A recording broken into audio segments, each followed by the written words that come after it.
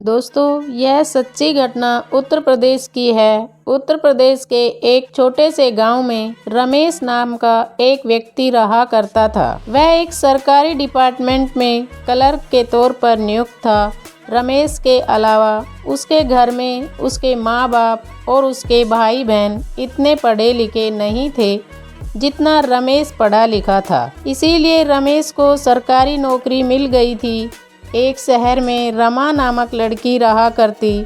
उसके माता पिता रमेश से शादी करने के लिए रमा से कहते हैं, लेकिन रमा जो थी वह पढ़ने लिखने में काफ़ी होशियार थी, क्योंकि वह शहर में रहती थी और उसका पढ़ाई लिखाई में बहुत ज़्यादा मन था। लेकिन रमा के घर वाले कहते हैं, रमा देखो, रमेश है वह सरकारी नौकर है और तुम्हारी ज़िंदगी काफ़ी अच्छी रहेगी, तो तुम उससे शादी कर लो। उसके बाद में तुम अपनी पढ़ाई करती रहना। तो रमा जो है वह रमेश से मिलती है, तो रमेश से कहती है, शादी होने के बाद मैं अपनी पढ़ाई को जारी रखूँगी। मैं घर के कामकाज भी करूँगी, लेकिन साथ में अपनी पढ़ाई को भी जारी रखूँगी। अब उस समय पर रमेश कह देता है, चलो ठीक है, मैं तुम्हारी पढ़ाई को जारी रखूँगा, क्योंकि रमा जो थी वह देखने में काफ़ी सुंदर लगती थी। तो रमेश इस वजह से रमा के सामने पिघल जा गया था और रमेश बोलता है, चलो ठीक है, मैं तुमसे मना नहीं करूँगा, तुम अपनी पढ़ाई को जारी रखना। दोनों की शादी हो जाती है। रमा एक शहर को छोड़कर गांव में जाती है और वहां पर रहने लगती है। जब रमा गांव में जाती है, यानी कि रमेश के घर पर, तो रमेश के माँ बाप रमा को पढ़ने लिखने के लिए मना करते हैं और रमा से कहते हैं, तुम अब पढ़ लिख करके क्या करोगी? तुम्हारी शादी तो हो ही गई है। अब तुम्हारे वैसे भी कुछ दिनों में बच्चे हो जाएंगे, तो उन पर ध्यान देना। तुम्हें घर बार पर ध्यान देना है, तो तुम अपनी पढ़ाई मत करो। अब पढ़ाई को छोड़ो और घर के काम पर ध्यान दो। लेकिन रमा जो है वह मना करती है। वह कहती है, नहीं, मैं तो अपनी पढ़ाई को जारी रखूँगी और मैं अपनी पढ़ाई आगे इसी तरीके से करती रहूँगी। लेकिन आपके जो घर के कामकाज हैं, उनमें कभी मेरी पढ़ाई आड़े नहीं आएगी, कभी मेरी पढ़ाई इनमें बाधा नहीं बनेगी। मैं सबसे पहले आपके घर के काम करूँगी, उसके बाद मैं अपनी पढ़ाई करूँगी। लेकिन रमा के जो ससुराल वाले थे, यानी कि सास ससुर और देवर ननद, वह सभी लोग पढ़े लिखे नहीं थे, तो वह पढ़ाई लिखाई को ज़्यादा अहमियत नहीं देते थे। वह फिर भी नहीं माने और रमा को बार बार टॉर्चर कर रहे थे। रमेश जो था वह सरकारी नौकर था। वह सुबह 8 बजे काम पर घर से निकल जाता था और रात को 6 से 7 बजे घर में घुसा करता था, क्योंकि वह गांव में रहता था। लेकिन जहां पर उसकी नौकरी थी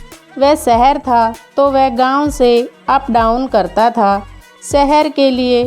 तो रमेश शाम को आता था, लेकिन इसके बीच में जो रमा थी और जो रमा के ससुराल वाले थे, इनमें आपस में लड़ाइयाँ हुआ करती थी, क्योंकि रमा पढ़ाई करती थी काम करने के बाद में, लेकिन रमा के जो ससुराल वाले थे वह उसे पढ़ाई के लिए मना करते थे और बार बार यही ताना दिया करते थे, रमा को पढ़ाई लिखाई करके अब क्या कलेक्टर बनेगी। इसी तरीके से उसको बार बार ताना दिया करते थे। यही बात रमा के दिमाग में बैठ जाती है और रमा जो है वह फाइनली रमेश से तलाक की बात करती है। जब रमेश से तलाक ले लेती है, उसके बाद में रमा अपने मायके में आकर के रहने लगती है और फिर यूपीएससी की तैयारी करने लगती है। तो भाग्य से वह यूपीएससी में सेलेक्ट हो जाती है। तलाक के 3 साल बाद जब रमा एसपी बन जाती है, तो उसको उसी डिपार्टमेंट में पोस्टिंग मिलती है जहां पर रमेश क्लर्क के तौर पर काम कर रहा था। अब रमेश क्लर्क था और रमा वहां पर 3 साल के बाद में एसपी के पद पर वहां पर जाती है। जब रमा ऑफिस पहुंचती है, तो वह सफ़ेद कार में होती है। ड्राइवर कार चला रहा होता है जब रमा कार से उतरती है तो जितने भी लोग होते हैं उस ऑफिस के, वह सभी के सभी लोग जो हैं हाथ में गुलदस्ता लेकर के रमा को आमंत्रित करते हैं और बाहर आकर के रमा को सैल्यूट करते हैं। उन सभी में से एक लड़का होता है जिसका नाम है रमेश, जो कि रमा का तलाकशुदा पति था। वह भी रमा को देखता है और रमा को देखने के बाद में नजरें नीचे झुका लेता है और चुपचाप से वहां पर खड़ा रहता है। रमा भी उसको देखती है और देखने के बाद में नजरें झुकाकर हाथ में सभी के गुलदस्ते लेते हुए सीधे अंदर चली जाती है और ऑफिस में जाकर बैठ जाती है। तो उसको एक पीए मिलता है, यानी कि पर्सनल असिस्टेंट, और उस पर्सनल असिस्टेंट का नाम होता है आलोक। अब रमा ऑफिस के शीशे में से रमेश को देखती रहती है और सोचती रहती है, 3 साल पहले यह मेरा पति था और आज मैं इसकी सीनियर बनकर इसके ही ऑफिस में बैठी हुई हूँ। रमा इस तरीके की बातों को सोचती रहती है। अब होता क्या है, रमा एक दिन आलोक को बुलाती है और आलोक से कहती है, एक काम कीजिए, यह जो रमेश है उनके घर पर जाइए और पता लगाइए कि उनके घर में कौन कौन रहता है। अब आलोक रमा के कहने पर मान लेता है और रमेश के घर पर जाता है। जब वह वहां पहुंचता है तो देखता है कि रमेश अकेले ही एक कमरे में रह रहा होता है। रमेश के साथ कोई भी नहीं होता, ना ही उसके माँ बाप होते हैं, ना ही उसके भाई बहन और ना ही उसके बीवी बच्चे। रमेश के रहन सहन के बारे में आलोक रमा को बताता है, मैम, रमेश अकेले ही एक रूम में रहता है, उसके साथ कोई भी नहीं है। जब रमा को यह बात पता चलती है तो उसे शक होता है, हो सकता है कि यह अकेले ही रह रहा हो और शायद इसने अभी तक शादी नहीं की हो। एक दिन रमा के ऑफिस में एक घटना घटित हो जाती है। दरअसल रमा के ऑफिस में एक बहुत ही पुराना अधिकारी होता है जिसका नाम है विकास। अब विकास वहां पर 2 नंबर के काम करता था। उसके पास सरकार की पावर थी, इसलिए वह गलत तरीकों से पैसा कमाता था। जितनी भी 2 नंबर की जमीन होती थी, जितने भी फर्जी टेंडर पास होते थे, वह सब विकास ही किया करता था। वह सामने वाली पार्टियों से मोटी रकम वसूल करता था। यह धंधा लगभग 7 से 8 सालों से चल रहा था और जितने भी अधिकारी आते थे वह सभी विकास के साथ हिस्सा लेते थे। कोई भी उसके काम में दखल नहीं देता था। लेकिन रमा अलग थी। जब रमा इस ऑफिस में आई तो उसे इन सब बातों के बारे में पता चला। यह आदमी गरीबों की जमीन हड़पता है, इसको रोकना ही होगा। रमा विकास के इस पूरे धंधे को चौपट कर देती है। अब कोई भी कागजात बिना रमा की अनुमति के आगे नहीं बढ़ता। विकास अनेक प्रकार की साजिश करता, रमा हर बार उसे रोक देती। इससे विकास बहुत ज़्यादा गुस्सा हो जाता है। अगले दिन जब विकास ऑफिस आता है तो वह गुस्से में बड़बड़ाने लगता है, यह लड़की क्या समझती है खुद को, ऑफिस में नई आई है और हमें ही सिखाएगी। वह रमा को गालियां देने लगता है। रमेश चुपचाप यह सब सुन रहा होता है। पहले वह सब कुछ अनसुना कर देता है, लेकिन जब बात हद से बाहर हो जाती है तो रमेश विकास को पकड़कर जोर से धक्का देता है और गुस्से में कहता है, अगर आज के बाद तुमने रमा मैम के बारे में कुछ भी उल्टा सीधा कहा तो मैं तुम्हें जान से मार दूंगा। स्टाफ के लोग यह देखकर चौंक जाते हैं। अब पूरे ऑफिस में अफवाहें उड़ने लगती हैं। आखिर रमेश ने रमा मैम के लिए इतनी लड़ाई क्यों की? क्या इन दोनों के बीच कोई रिश्ता है? जब यह बात रमा तक पहुंचती है तो वह तुरंत आलोक को बुलाती है और कहती है, आलोक जल्दी से जाओ और रमेश को बुलाकर लाओ। जब रमेश रमा के ऑफिस में आता है तो रमा उसे गुस्से में डांट देती है, तुमने विकास को क्यों मारा? तुम्हें पता भी है कि पूरे ऑफिस में कैसी कैसी बातें हो रही हैं। सबको लग रहा है कि हमारे बीच कोई रिश्ता है, लेकिन रमेश चुपचाप खड़ा रहता है। जब बहुत देर तक रमा उसे सुनाती रहती है तो आखिर में रमेश सिर्फ एक ही बात कहता है, बेशक तुम मेरे घर और मेरी जिंदगी से जा चुकी हो, लेकिन मेरे दिल में आज भी हो। तुम्हारे बारे में कोई भी गलत बोलेगा तो मैं सहन नहीं कर सकता। अगर तुम्हें लगता है कि मैं तुम्हारी वजह से लड़ाई नहीं करूं, तो तुम मुझे इस ऑफिस से निकाल सकती हो। इतना कहकर रमेश ऑफिस से चला जाता है। अब रमा सोच में पड़ जाती है। उसकी आंखों से आंसू बहने लगते हैं। अगर उस दिन तलाक के वक्त उसने ऐसा कहा होता तो शायद हम आज अलग नहीं होते। रमा अपने आंसू पोंछती है और चुपचाप अपनी कुर्सी पर बैठकर फिर से काम में लग जाती है। अगले दिन सुबह 10 बजे आलोक रमा के ऑफिस में आता है और कहता है, मैम, हमारे शहर में कल मंत्री जी आने वाले हैं। इसके लिए हमें आज ही सारी तैयारी करनी होगी। अब रमा फौरन अलर्ट हो जाती है। वह खुद बाहर जाकर पूरे रोड का दौरा करती है, हर चीज की निगरानी रखती है ताकि अगले दिन कोई भी गड़बड़ ना हो। लेकिन जब वह दोपहर 2 बजे ऑफिस लौटती है तो वह पूछती है, आज रमेश कहाँ है? आलोक थोड़ा असमंजस में कहता है, मैम, रमेश तो आज ऑफिस आया ही नहीं। यह सुनते ही रमा चौंक जाती है। रमेश आज ऑफिस क्यों नहीं आया? फौरन रमा आलोक से कहती है, आलोक, तुरंत जाकर पता लगाओ, मुझे जानना है कि रमेश कहाँ है। अब आलोक ऑफिस का सारा काम खत्म करके रात 6 बजे रमेश के घर की तरफ निकल पड़ता है। जब आलोक रमेश के घर जाता है तो वह देखता है कि रमेश के घर पर नहीं है, तो उसके आस पड़ोस के लोग आलोक को बताते हैं, रमेश तो किसी अस्पताल में भर्ती है। हमने सुना है कि उसके साथ मारपीट हुई है और किसी ने उसे मारने की कोशिश की है। जब यह बात आलोक को पता चलती है तो वह तुरंत मैम रमा को फ़ोन करके बताता है, रमा मैम, रमेश के साथ कातिलाना हमला हुआ है और वह इस समय गंभीर रूप से घायल है। वह सिटी हॉस्पिटल में भर्ती है। जब रमा को यह बात पता चलती है तो वह रात में ही 8 बजे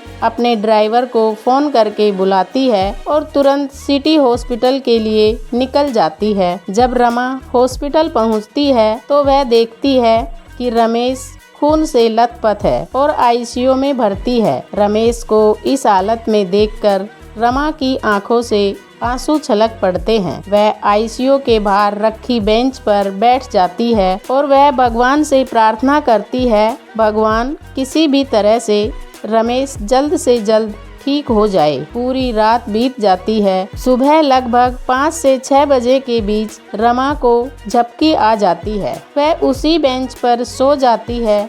जब उसकी आंख खुलती है तो सुबह के 10 बज चुके थे। तभी आलोक का फोन आता है। आलोक कहता है, मैम, आज आप ऑफिस नहीं आएंगी? आपको पता है 2 बजे मंत्री जी आने वाले हैं। यह सुनकर रमा जवाब देती है, नहीं आलोक, आज मैं ऑफिस नहीं आ सकती। रमेश की हालत बहुत खराब है और मेरा यहाँ रहना जरूरी है। आलोक चिंतित होकर कहता है, लेकिन मैम, अगर आप नहीं आएंगी तो मंत्री जी नाराज हो जाएंगे। आपका वहाँ रहना बहुत जरूरी है। आप वरिष्ठ अधिकारी हैं और आपकी उपस्थिति सबसे महत्वपूर्ण है। लेकिन रमा दृढ़ता से जवाब देती है, नहीं आलोक, आज मैं नहीं आ पाऊंगी। तुम्हें ही सब संभालना होगा। मंत्री जी को बता देना कि मैं किसी महत्वपूर्ण काम में व्यस्त हूँ। इसके बाद रमा फिर से आईसीयू के बाहर बैठ जाती है और रमेश के होश में आने का इंतजार करने लगती है। रमेश के सही होने की दुआएं करती है।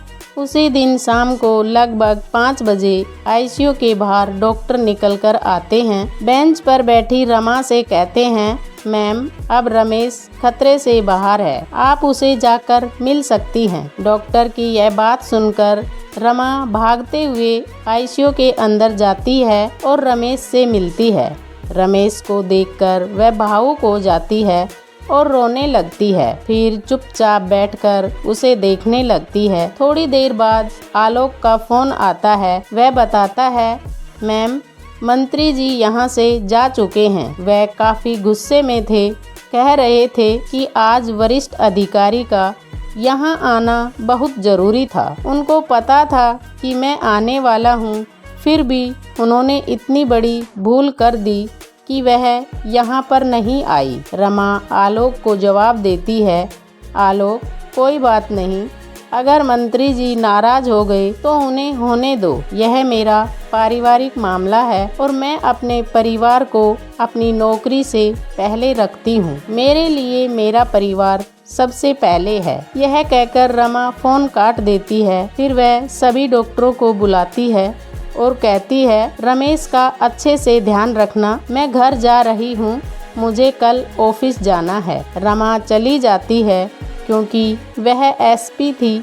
सभी डॉक्टर उसकी बात मानते हैं और आश्वस्त करते हैं, मैम आप घर चली जाइए, बिल्कुल चिंता ना करें, रमेश हमारा पर्सनल पेशेंट है, इसलिए हम उसका पूरा ध्यान रखेंगे। वह ठीक होने के बाद घर भी भेज दिया जाएगा। डॉक्टरों की बात सुनकर रमा घर चली जाती है। अगले दिन रमा ऑफिस जाती है। ऑफिस में बहुत काम होता है क्योंकि वह कई दिनों से अनुपस्थित थी। अगले 2-3 दिन तक वह बेहद व्यस्त रहती है, इसलिए उसका ध्यान रमेश की ओर नहीं जा पाता। 3 दिन बाद जब ऑफिस का काम थोड़ा कम हो जाता है तो शाम को वह ड्राइवर से कहती है, गाड़ी निकालो, हमें रमेश के घर जाना है। आलोक और ड्राइवर के साथ वह रमेश के घर पहुंचती है। वहां जाकर देखती है कि रमेश एक छोटे से कमरे में बेड पर लेटा हुआ है। उसके पास एक टेबल पर दवाइयां रखी हैं। यह देखकर रमा की आंखें भर आती हैं। रमेश के पूरे शरीर पर पट्टियां बंधी होती हैं क्योंकि उसके घाव अभी पूरी तरह नहीं सूखे थे। दुश्मनों ने उसे कई जगह चोट पहुंचाई थी।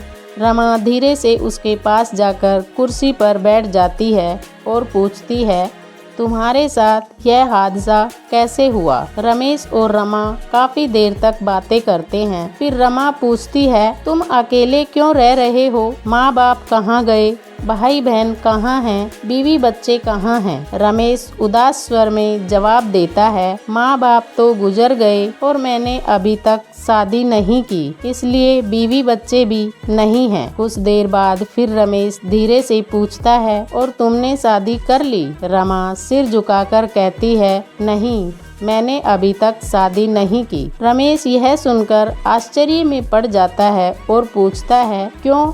रमा गहरी सांस लेती है और कहती है, मैं तो तुमसे तलाक लेना ही नहीं चाहती थी। मैं तो बस तुम्हारे साथ रहकर पढ़ाई करना चाहती थी ताकि अपने लक्ष्य तक पहुंच सकूं। लेकिन तुम्हारे माँ बाप मुझे बहुत टॉर्चर करते थे। तुम तो सुबह चले जाते थे और शाम को लौटते थे, लेकिन पूरे दिन मुझे ताने सुनने को मिलते थे। मैं पढ़ाई नहीं कर पाती थी, इसलिए मजबूरी में मुझे यह फैसला लेना पड़ा। रमा की आंखों में आंसू आ जाते हैं। वह आगे कहती है, तुमने जो मुझे तलाक के पेपर भेजे थे, मैंने उन पर साइन नहीं किए थे। मैंने उन्हें अपने पास रख लिया था। मेरे पिताजी और माँ ने बहुत समझाया कि साइन कर दो, हम तुम्हारी दूसरी शादी कर देंगे, लेकिन मैंने मना कर दिया। मैंने कहा, जब मैं कुछ बन जाऊंगी तभी रमेश से और उसके परिवार वालों से मिलूंगी। इस तरीके से रमा जो है रमेश को पूरी कहानी बताती है। जब रमेश यह सुनता है तो उसकी आंखों से आंसू आने लगते हैं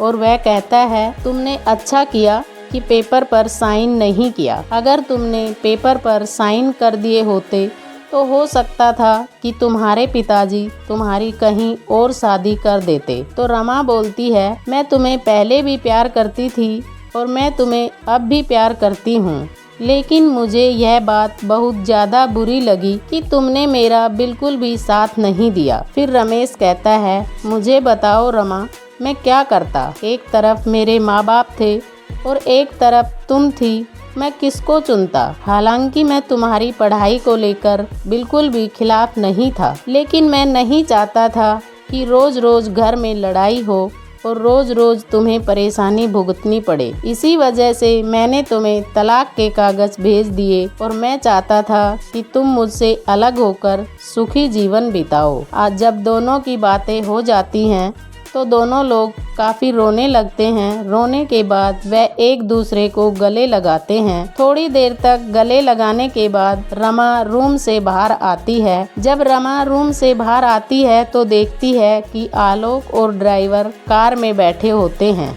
और रमा का इंतजार कर रहे होते हैं कि वह कब वापस आए। तभी रमा आलोक को बुलाती है और कहती है, मैं आज वापस नहीं आऊंगी, कल मैं तुमसे ऑफिस में ही मिलूंगी, तुम लोग घर निकल जाओ। जब आलोक यह सुनता है तो वह अंदर ही अंदर सोचने लगता है, आखिर क्या बात है, मैम आज रमेश के पास क्यों रुक रही है, आखिर इन दोनों का चक्कर क्या है। लेकिन आलोक चुपचाप ड्राइवर के साथ वापस चला जाता है। इधर रमा और रमेश दोनों लोग रात में एक साथ रुकते हैं और वह एक दूसरे के मन की बात साझा करते हैं और अपने दिल का बोझ हल्का करते हैं। दूसरे दिन जब रमा ऑफिस पहुंचती है तो आलोक उसे ऐसे देखने लगता है जैसे कि रमा ने कुछ गलत कर दिया हो, क्योंकि आलोक को पता था कि रमा मैम रमेश के साथ रात में अकेली रहकर आई थी। जब आलोक रमा को इस तरह देखने लगता है तो रमा उसे ऑफिस में बुलाती है और कहती है, मेरे तलाकशुदा पति हैं यह,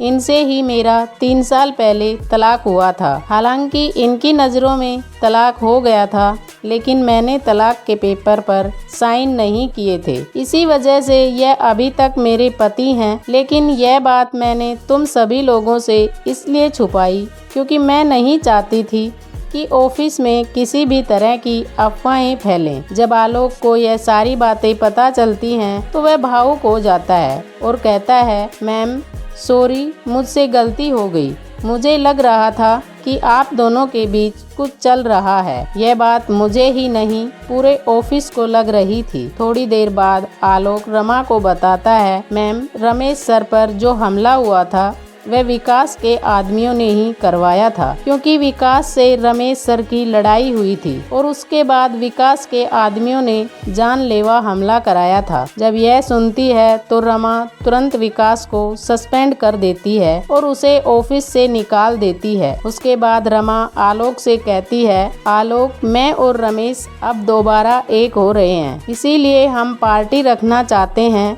इस पूरी पार्टी की जिम्मेदारी तुम्हारी होगी। सभी लोगों को इनवाइट करना और पूरी तैयारी अच्छे से संभालना। जब आलोक को यह जिम्मेदारी मिलती है तो वह उसे बखूबी निभाता है। फिर रमा और रमेश की दोबारा शादी हो जाती है। शादी के बाद दोनों हमेशा के लिए एक हो जाते हैं। यह एक ऐसी घटना है जो आज भी बहुत से गांव में हो रही है। जब भी कोई शहर की लड़की गांव में शादी करके जाती है और वहां पढ़ाई करना चाहती है तो उसके ससुराल वाले सास ससुर उसकी पढ़ाई से चिढ़ने लगते हैं। कहीं ना कहीं उनके मन में जलन की भावना आ जाती है कि कहीं ऐसा ना हो कि यह पढ़ लिख कर हमसे आगे निकल जाए और हमसे लड़ने लगे। लेकिन देखिए, हर लड़की एक जैसी नहीं होती। यह सच है कि ऐसा होता है, लेकिन हर लड़की इस तरह की नहीं होती। हर लड़की बदतमीज नहीं होती। कुछ लड़कियां तो अपने पति